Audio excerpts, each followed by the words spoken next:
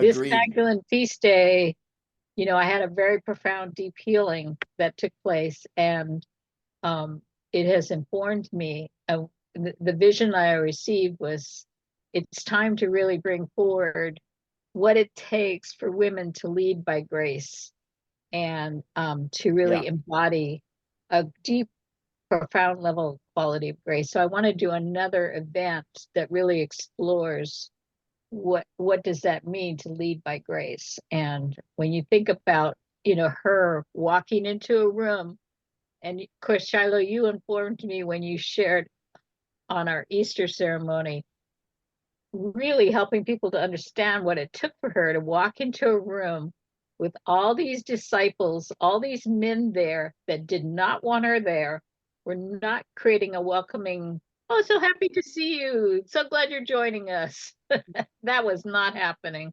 Yeah. And yet she was just embodied so much. I asked Diana to come on because Diana is Yes. doing major Sophia work, and she's adding a piece about the talk at the feast day that has to do with the broken wing for the Cherokee prophecy. Diana, you could say a Okay. little bit about that prophecy. Yeah, I'm gonna have I'm on here, just I'm gonna be driving, so I'm gonna take my video off and just be on by audio, so I'm safe. But I Okay. thank you. Yeah, I don't necessarily want to launch in and cut anybody else off, because I just jumped in here. So you But just say what the let, Cherokee prophecy is. okay. So the Cherokee prophecy was that the bird has been flying in humanity with just one wing, and that wing has been out of control, flapping wildly, and that's the masculine wing. And it was time now for the feminine wing to heal and take its rightful place and start flapping and fully extend, so that the bird can fly balanced. And that would be happening, that we're in those times now. Yeah, that comes from Lynn Twist. Yes. Put out that story. So anyway, Right. I'm going to turn it over to Shiloh, to you, to share what happened, and then Patrick, you can embellish. Yeah, I'll just kick and, in and listen. Yeah. Yeah. Go ahead, Shiloh. What was it like down there? You were in New Mexico. Tell us what happened. Yeah, Very so intriguing what you said. I traveled on a journey to Teotihuacan to meet with 70 people. And it was through Ubiquity University and the Sharts Academy, combining with the pyramid and continuing with the work that the Toltecs did and Don Miguel Ruiz did. And we joined with Heather Ashamara and other amazing leaders, and Jim Garrison of Ubiquity. And one of the interesting things that happened is that most of us, felt called to go because the Kogi were going to be there, and they were not able to be there. And they were not able to be there for some very curious reasons. A lot of people experienced it as interference. I don't know if the reasons why they weren't able to be there have been shared publicly, so I'm just going to hold those as confidential. But let's just say that it was kind of a big deal for them. Both of them, the men who were coming, who I actually checked out with Patrick prior to their arrival, because I wanted to know like who's coming. And the interference that happened was actually quite dangerous and disturbing. And so we sort of started off with this, them not being able to be there. But we did have Giotti and Eleonora is the voice behind the prophecy. She's the one who read the prophecy. So we got to be with people who were working intimately with the Kogi. We also got to hear messages sort of from them during the event. But I feel like the thing that I want to highlight is I feel like I can't speak for everyone or for the Kogi or for those who were there representing the Kogi. I almost have to be there. I have to share what was significant for me. Is that okay? Yeah, please. Yeah. It was really significant. It really started with my conversation with Patrick that I got to have right before I got on the plane. Like literally we talked, and it almost shaped every single thing that would happen. So thank you, Christy, for really insisting that Patrick and I talk because something really curious happened. And Patrick, you can, do you want to just, it's connected to the story of the delivery of the necklace. Do you have enough bandwidth to share the story of the gold? Because that actually shaped everything. Yeah, I could share it really quickly. So the gist of it is that I've been interacting and working with Kogi for some time and such. And the Kogi have several different prophecies and things which they're sharing is kind of what we're talking about, their idea that this is the time we got to do this stuff and take care of the planet, and it's a critical time. But one of their prophecies is a prophecy that when the conquistadors came 550 years ago, the conquistadors took all their gold from all their temples and things. And most people in history think that it was about the money. In other words, we all think of gold as value, like cash. And so there's this long time history of everybody thinking, oh, the indigenous people really got screwed. All their wealth got taken away. But the reality of it was that gold for them was not wealth at all. They didn't trade it. They didn't use it for money, nothing like that. It was strictly spiritual. And that comes from their original creation story, which says that the great mother of all things, who created everything, the first thing she created was the spirit of gold, which became sort of the energy that the soul and the spirit and all creation evolved from. And so when the conquistadors took the gold from the Kogi, it wasn't about the wealth, it's that they took their spirit away. And for 550 years, the Kogi have had a prophecy saying that someone would show up and restore their spirit. And so, unbeknownst to me, I don't know anything about any of that, at this point. I mean, but what I did know is over the time I was working with the Kogi, every single meeting I'd have with them, at some time, somebody had mentioned somebody needs to give us our gold back. They never said somebody needs to give us our spirit back at that point, just our gold back. So I assumed it was money also, value. In any case, I was getting ready to go and visit with them. And I had a profound thought that I needed to take some gold back to them. If nobody in 500 something years ever gave me any gold back, I could be a guy who could give them some. And what ended up happening is I was a jewelry designer for many, many years and stuff. And the very first piece of jewelry I ever made was a gold pendant for my father, which I made from a Colombian gold artifact like 50 years ago or something like that. Well, my father wore that every day, and my mother and father burned to death when their house caught on fire, and they both died. And I lost my entire family, my mother, my father, both my brothers, and every single existing thing, basically, from our whole family life.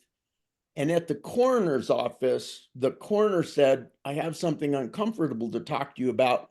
But when your father died, he had some kind of pendant around his neck. And it was so hot that the pendant melted through his skin, went between his rib, and is stuck in his heart. And the only way I could get it would be to cut him open and break his rib and take it out. But you're going to cremate him and stuff. Do you want me to leave it there? Or do you want me to dissect your dad, to get like this pendant? And it was the only thing left of my whole family, my childhood, and everything. And so anyway, spirit, the goddess, whatever you want to say, spoke to me prior to going and said, you really should give this pendant to the Kogi. It's gold. It's made out of a Colombian artifact. It's the only thing you got that you could really just give. And so I took the pendant and I gave the pendant, skipping over a bunch of stuff, rituals and all kinds of other things. We had a big ceremony and I gifted the pendant to the Kogi Mamos. And then an interesting process took place. And that was that they ultimately said, we accept the pendant. We accept your gift. But something you need to know is it's not about getting the gold back. It's about our prophecy says that a person has to come and not just give the gold back, but sacrifice tremendously to do so. And when you did that, it restored the spirit of our people after 550 years. So I, Patrick, restored the spirit of the Kogi people. And they made me, so then the coolest part of it for me, that all sounds amazing and all that, but the coolest part for me was then they said, now that you've given us the pendant, we've all talked, and we would like to make you part of our pueblo, our tribe. And so we're going to welcome you into our tribe as a grandfather and a member of our tribe. So I'm going, oh, that's really cool. I'm not saying that, but I'm thinking that. And they said, and we have a tradition on occasion. We do bring outside people into our tribe. We haven't ever brought like white people, whatever, from the outside, but we've brought like other indigenous people that aren't Kogi, you know, into our tribe. So we're going to do that. And when we do that, we generally give them a gift of welcome into our tribe. And so we'd like to give you a gift. And then they gave me my father's pendant back. And they said, you sacrificed and gave the pendant. So what was necessary to restore our spirit happened. But we don't need the pendant or the gold to continue forward. We just needed somebody to take this action. So they gave me the pendant back, and they said that they were going to make the pendant the focal heart of what they call the temple to balance the world, and that for the rest of my life, I should wear that pendant, and they would focus on it and use it to distribute their energy around the world as I'm doing my work for peace. And so that's kind of the gist of that story. And I don't know if there's more you want to be told, but that's pretty much the important part of the story. That was gorgeous. Thank you so much, Patrick. Oh my gosh. Wow. Yeah. Wow. That was beautiful, Patrick. Thank you. Yeah. Thank Really you. beautiful. It really struck me. And I knew that getting to talk to Patrick before going there was connected with the story, but I didn't know exactly why. And for those of you who don't know me, I'm a painter, I'm a ceremonialist, I'm an educator, and our work is called intentional creativity. So that symbolic interconnection with matter, how energy impacts matter, and then how that matter carries energy and impacts the energy. It's like this return of energy. So I literally boarded the plane with this idea of the restoration happening through one person, this one to many, and then many to one, and one to many, as this pulse of how energy actually works, which is so consistent with Kogi philosophy, the way that they approach creation. And like when they make their garments for the mamos, they pray into the fabric, right? They believe that their prayers are holding the whole world together, not just their part of the world, but like the whole world, right? They take so seriously their role in the unfolding of creation. And I remember when I started studying them many, many, many years ago, the first time I heard about them, and I read that part about like praying to hold the world together, and I was like, that's how I feel. Like, I feel like I'm holding something together, but it doesn't feel like it's just me. So that feeling of like that expanded praying, which is more than just you, but we don't talk about it because like, and you know, what's some white person doing praying for the world? But like, that's my feeling in my body. Like I'm actually one of the people praying to hold the world together. So it's really stuck with me. So when I got there and found out they weren't going to come, of course, we're trusting the process, and other amazing people come, and these amazing Mayan shamans come. Like there's all these blessings that happen. We're all holding it in context. But in my head, I know I'm waiting for something. I'm waiting for some bit of information to drop that's connected, I know, directly with Patrick. So I'm just like waiting and waiting. So then what happens is we have the archaeologist Sergio Gomez, who comes and he does a presentation on the most amazing artifacts in almost, you know, the history of the place in the pyramid of Teotihuacan, which incidentally or not is the same blueprint for the pyramid of Giza. So there's a connection between those two pyramids. So those pyramid complexes. So we are there hearing the presentation, and I can feel my heart quickening. It's coming, something's coming. And what happens is he said he was talking about the discovery at the center of the pyramid of the feathered serpent, or what people think of as Quetzalcoatl. When I was there 9 years before at a place called the Dreaming House, I had a dream that inside of this pyramid, my friend Emily and I, Emily's the daughter-in-law of the proprietors of the Dreaming House. And so I had this dream, so 9 years before, that Quetzalcoatl was female. Quetzalcoatl is always presented as masculine. So I was brave enough to speak to Alberto, who is this amazing sculptor. He doesn't call himself a shaman, but he is. And I was brave enough to tell him, and I remember his eyes got really big.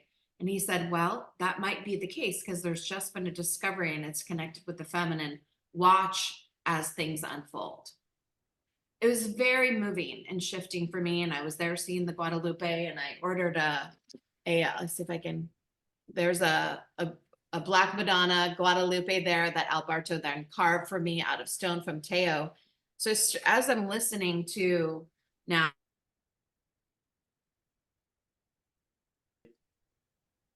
Yeah, I just want to say, because Oh.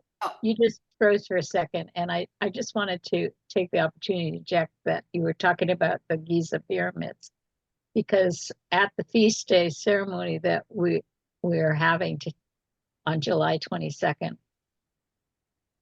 Kathleen McCollum is speaking about Magdalene as a leader and how instrumental her leadership was.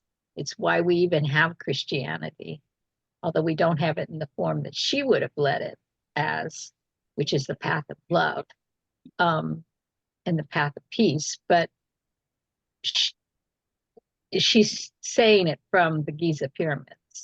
interesting. Yeah.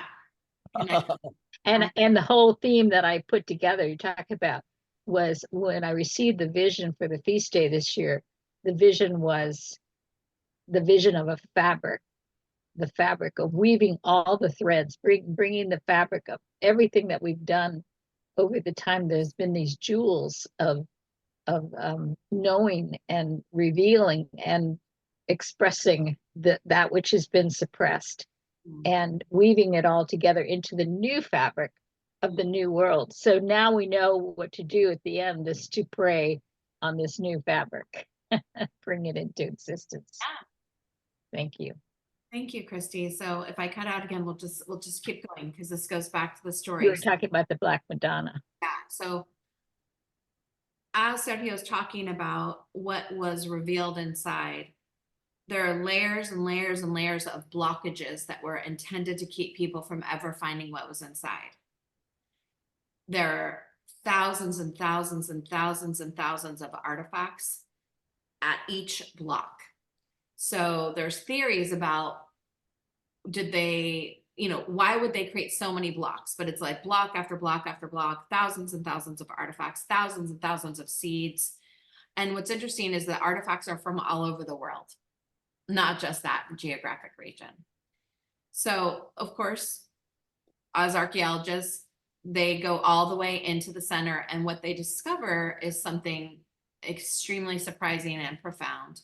They find 4 figures carved in stone. 3 figures are female, dressed in ceremonial outfits with individual beads, like not connected into the sculpture.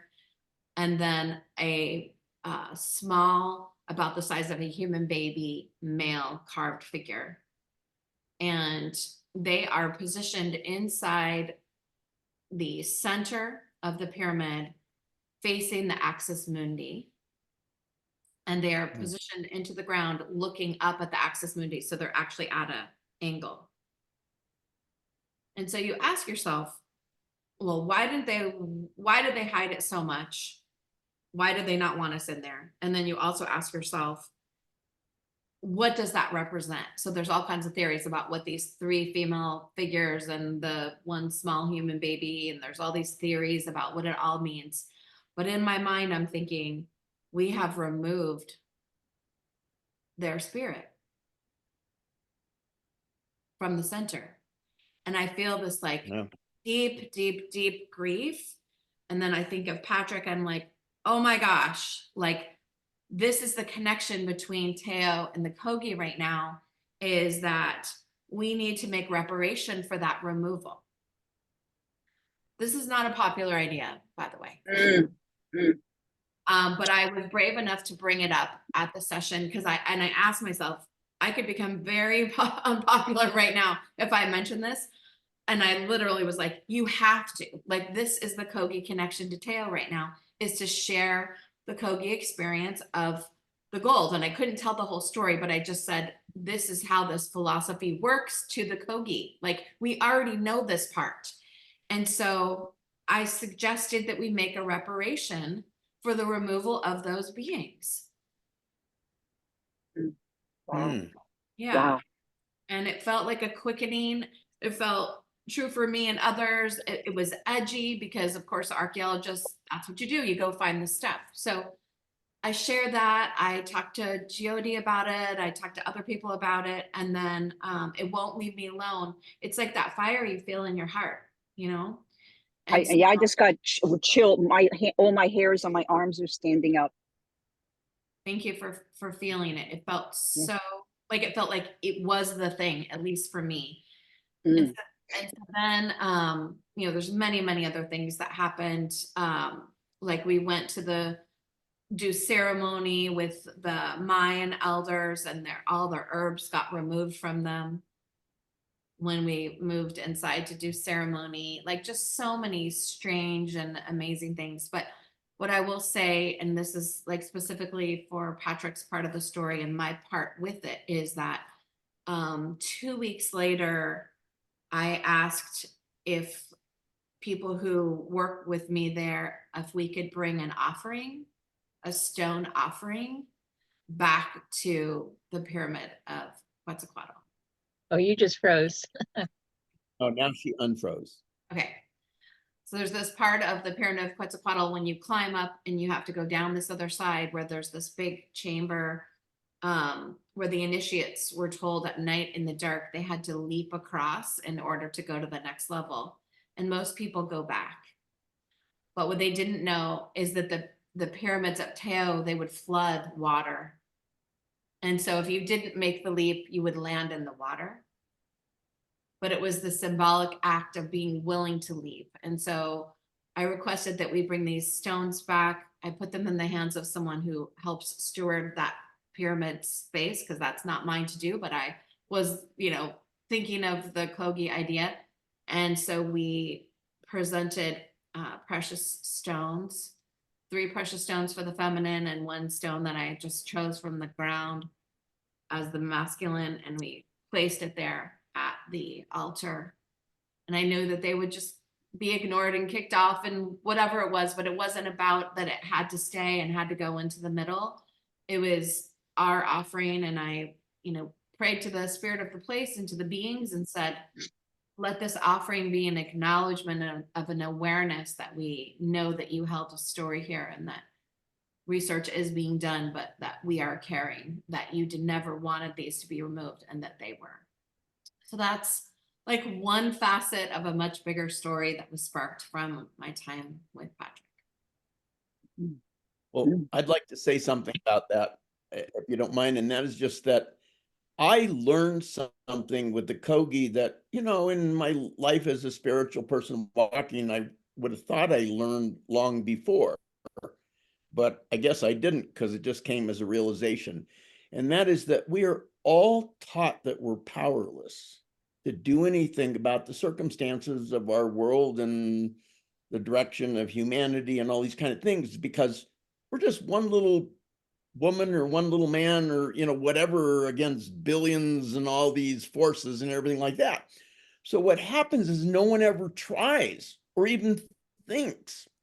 And this thing about me taking the gold was really a last minute download to me to think that, you know, I may not be anybody, and I know I can't bring them big gold bars, because I still at that point thought it was about their wealth. So I'm going this, you know, this little pendant is the most valuable thing in the world to me because of my father dying and my family loss and everything else. But the reality is it's probably worth, you know, $300 or $400 or something. So I'm not really doing anything, but at least I'm showing them and spirit and creation that I care enough to do something, to take an action.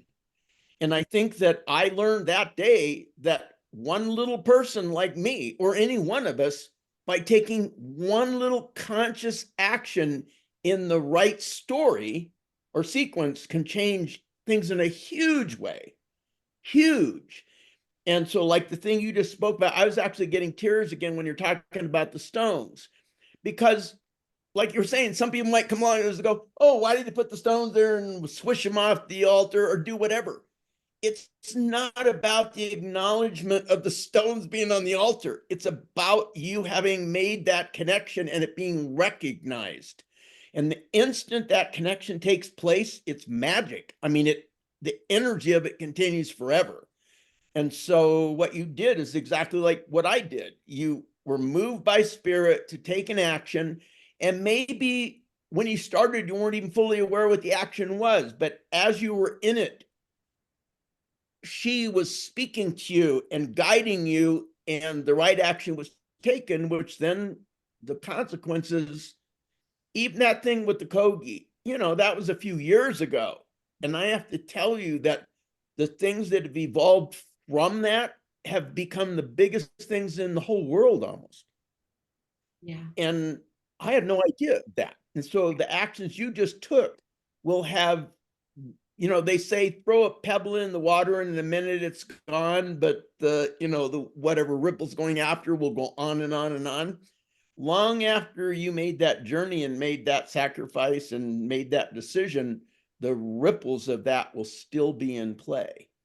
So just in ending what I was saying that I loved about what you just shared is that all of us have the ability to do this. Yes, that's right. And like you said, we don't think that it's going to make a difference. But in the Kogi philosophy, it is what will make the difference, right? That is what makes Yeah. the difference. And it does take just Yes. one person and then that multiple.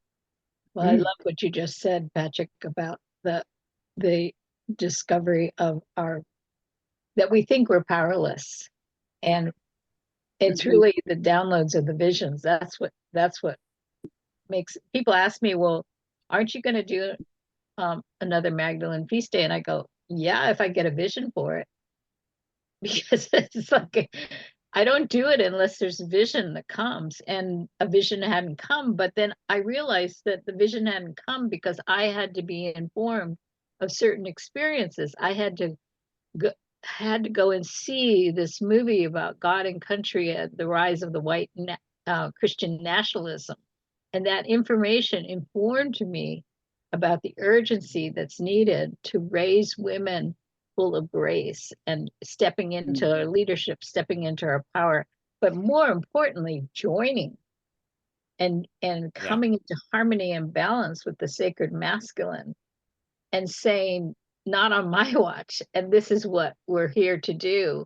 We're here to bring leadership by grace. So anyway, I both see you as the sacred masculine and the divine feminine leaders of this world, because both of you are working on the global level. What is now the next steps? What are the Kojis doing? What is your work? Where do you speak to this? Where are we going from here? What's being called for? I'll just say that Why don't you start, Philo? I feel like while we were there, what we kept hearing is what they were doing where they were. So they were proceeding as elder sibling, right? They were proceeding as if what they're doing is going to make the difference. It wasn't like, okay, it's solstice, it stops now. We didn't make it, people. It's actually all based on the reality that it's still happening and that we're still creating the mending, and the mending is what needs to happen now. And so I feel like it's literally about this idea of the continuity, that we're continuing in this spirit of repair, no matter how many of us are doing it, and that we have the energy as if the prophecy is being fulfilled right now. and that we hold that energy and that the actions we take are consistent with that, as if it's actually occurring. To not go into it didn't happen, but actually go into it's happening now. And why that's present is because they're continuing to do their work every day as if life is going to go on, right? They are building, they have just finished another temple, and one of the people from our community, totally unbeknownst to me, has connected with them. And they said to her, interesting, because same thing with Patrick, but they said to her, you have something you're supposed to bring to us. And she's like, I don't know what it would be. Like, she's Colombian, but she's living in Florida. Like, she just happened to be at an event where they were and happened to start translating. And so, well, happened. And they said, well, what are you bringing to this temple? You're the one to bring something to this one temple. And she's like, well, I don't know. I'm a painter. And they said, let me see your paintings. And the paintings are she did in my class. So she's literally bringing paintings of the divine feminine in a couple weeks to this recently created Kogi temple. So what I'm getting is, you can't make it up, right? Oh, wow. Connect the dots. I love it. Right. And the temple is being built. So while things are getting, unfolding out here, the temples are continuing to be built. And so I feel like that Kogi spirit of like, we're always praying the world together. We're always connecting the gold threads. We're always improving and being in relationship with the power spots. Like, the more of us who can act like we're part of that movement to be in relationship with Mother, the more it's happening. And we can't underestimate if we stopped doing it. I just take it extremely seriously, like Patrick does and like they do. Like, I'm extremely serious about. Yeah, that dedication is critical. I remember listening to a woman talk about how she met the Kojis, and she says, I'm a nature lover. I'm like a big time nature lover. And then she goes, but I'm in kindergarten when I'm with the Kojis. She said, I had no idea about level of dedication until I met the Kojis. So Wow. we have much to learn. So I wanted to say something about what you just shared, Shiloh, about this idea that for them, the work is just going on. And it is, in fact, going on. Other people see roadblocks and things as the ends of things. It's like, you're trying to make something happen and you're going to build a bridge, and then something happens and a storm comes and it breaks part of the bridge, and it's like it's over with. Well, it isn't over with. You're still going to build the bridge, and as soon as the storm goes away, people start putting it back together again or whatever. So their worldview is the long game, not the short game. And the thing I want to say about the Kogi that turned out so just unexpected, but in line with what you just said, when I gave him this pendant and those things happened, was I didn't know at that time, but that I was going to be moving on into the Amazon to meet with elders in the Amazon about trying to save the Amazon. And so when I went to meet with elders of the Amazon, one of the things that they expressed to me right off was that in their some of their prophecies, they believed there would come this time that we're in now, and that there would be all these challenges, and we'd all have to step forward and change our ways, and respect the mother and all these kind of things. But the one thing they had in their prophecies was really interesting, is they believed that they all were going to play a critical role, but the Kogi were the ones who were going to steer the ship. Literally across the Amazon, almost 1 million indigenous people from 300 different tribal groups, even though some of them have never even seen a Kogi, believe in their mythology that the Kogi are like on this mountain knowing where we're trying to go, and they're like using the rudder to steer us there, but they don't have the clout on their own to do it. They need all these other people to join with them. And that ended up through a process to where I started off with 2 indigenous elders in the Amazon. And at the end of 2 years, I had physical direct commitments and was doing ceremony with 300,000 indigenous people of the Amazon who have now all signed on to save the Amazon and planet Earth. And then one of my friends, his brother, Chief Phil Lane, had this vision of wanting to try to unite indigenous people around the world to help change the direction of the planet, to return the honoring of the feminine divine, and to honor our planet and start, like, let's stop global warming and all things we're doing to make these destruction things and wars and things like that. Well, when other indigenous people, so we set up a meeting in Mexico, and we didn't know if anybody would come or not. But we sent messages all around the world, and we shared that the Kogi, two Kogi elders were going to come, and that they were going to help steer the ship to bring everything together, and that these 300,000 Amazon indigenous people were all going to be doing ceremony and supporting what we're doing. Well, the representatives came, and by the end of our thing, we united directly 80 million indigenous people who signed an agreement physically to join together as one unified force to return the energy of the divine feminine, to honor our planet, and to move from this culture of war and competition to a thing of unity.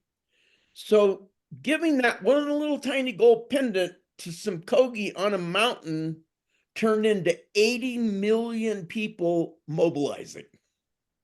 You couldn't make this stuff up, right? Right. Wow. And so and obviously it's not me, it's not Shiloh, it's whatever. It's this is meant to happen, and we're all being blessed to be a part of it.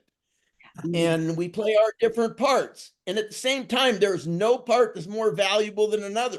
Even if I brought together 80 million people, and all that, Christie did was have a thing with 100 people talking about something, it all is a piece of it. And if the pieces are not all there, it's nothing. The power is the unity of the pieces, not the individual acts and things that take place. So I see unfolding here this amazing thing. I mean, just an amazing thing. It's not a way to really even quantify it or anything else. It's just an amazing thing. And I want to share, I have two people out here. I'm on my remote ranch in New Mexico.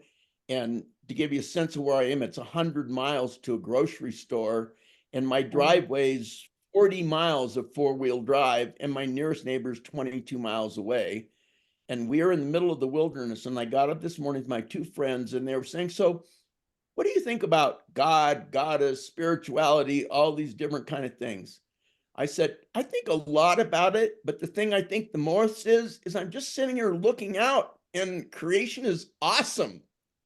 It's beyond comprehension. We focus on these tiny little things, but the power of what we're looking at, what we're seeing, of all the whole of it, is so far beyond anything we could understand. And we're a part of it. And the four of us and connected to us aren't just a part of it, we're an active part of it. We just need to get more active parts connected. Well, you touched on something. Thank you, Patrick. And Shiloh, you touched on something that I think if we can take a few more minutes to discuss, and that is the mending of the wound. And what is that process? Because Diana Kelly is, I think you're leaving the recovery center, right? That you're working. And I'm between two recovery centers. She's been allowed to go in to a mainstream recovery center and do shamanic work. So she's doing Reiki healing and whatnot. And it was all divine orchestration that allowed her to come in and impact people that are struggling and in dire straits of destroying their lives and trying to come out of it. And here she is, this goddess. And one of the things that they express is they express their gratitude for feeling equal among her. Mm, So she has a yes. way of carrying this, I see you as my equal. They don't feel like she's above them or below them or anything. And that's also been spoken in this circle. And Mhm. I had hoped to get Anasuya on here because she's a big piece of this too. But anyway, so both Shiloh and Diana, you might want to speak to something about this wounding and the mending process. Like, what is this mending process? And I know, Patrick, you probably have some on that, but I'm I going to just be want quiet for a little bit and I'm going to listen to the what's No, we love your stories, Patrick, um, and your wisdom and all your experiences. Um, yeah, so I do as so thank you, Christy, also for mentioning the recovery center. And I just had an amazing experience. I was driving between two recovery centers, but the last one, there was one particular guy where he was not really able to relax and receive for probably 8 different sessions, groups that I was doing. And finally, he just had a huge breakthrough and he was crying and I was crying. And it was really profound. And that idea that people are, I don't see these people as wounded. I see them as or somehow defective, I guess I should say. And I often look at this as an entry for them into their spiritual path, if they take that opportunity. So just to kind of fully flesh out where I'm coming from here with that. Women, oh my gosh. Yeah, I think one of the things, this is another story of Lynn Twist, where she was out in the rainforest, I believe, and one of the chiefs took the women out and they said, you have forgotten your job, and your job is to say when it's enough. So when all the animals, that the tribe needs for food are enough are hunted, it's your job to say enough. When the trees that are cut down that are necessary for burning the fires, it's your job to say enough. And women there in that tribe apparently had forgotten that, as well as I would say women around the world. We have forgotten to say enough. And in many instances, our voices have been suppressed. And now we really need to come together. I believe women in particular need to come together. We need to get through the competition. And like you said, Patrick, we all have a piece to play, and one piece is not any more important than another. And just get beyond those things and really come together and support each other's voices, so that we really can rise to really begin to flap that other wing that hasn't been able to or allowed to, or whatever series of woundings or things that have happened, allowed to fully extend. So that's my piece. Thank you so much, Diana. Thank you. Beautiful.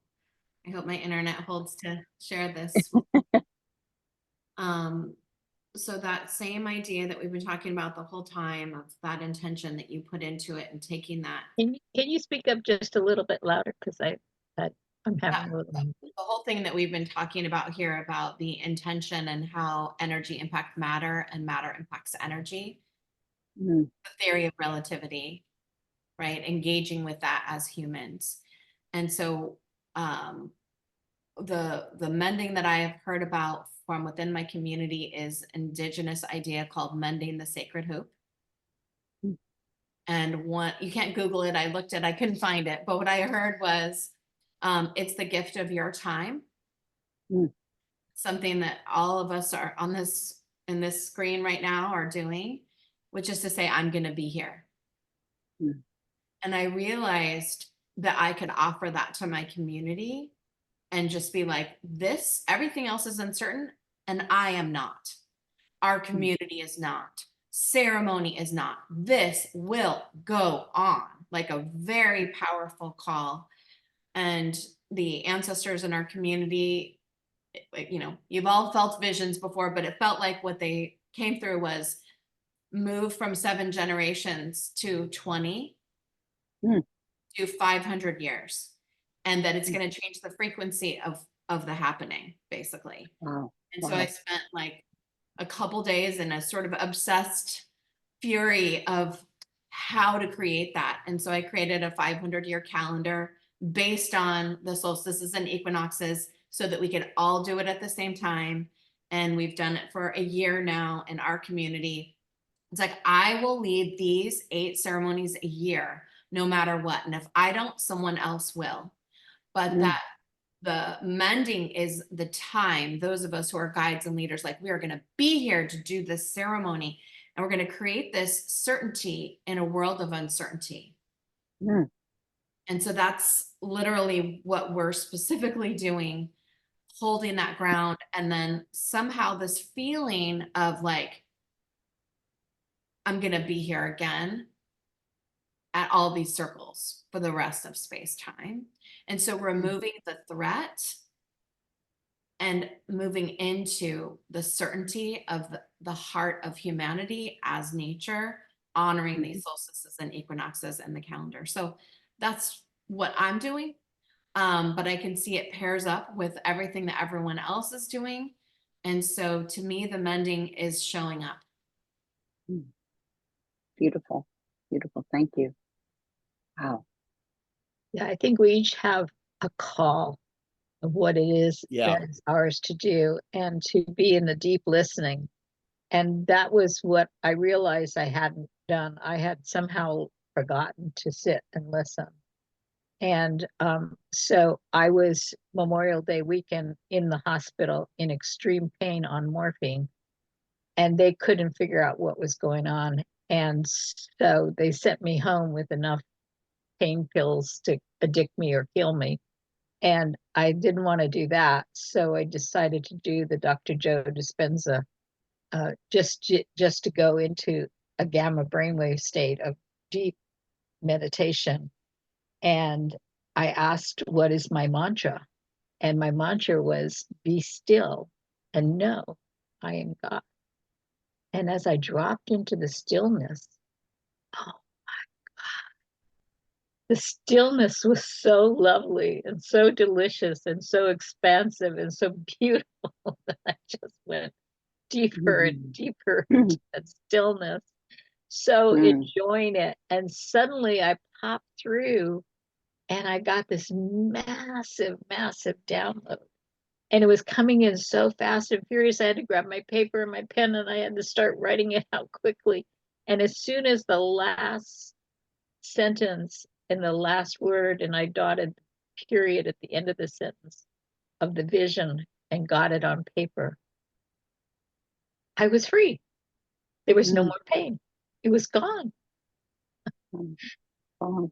And I realized that I hadn't gone into a meditation to ask.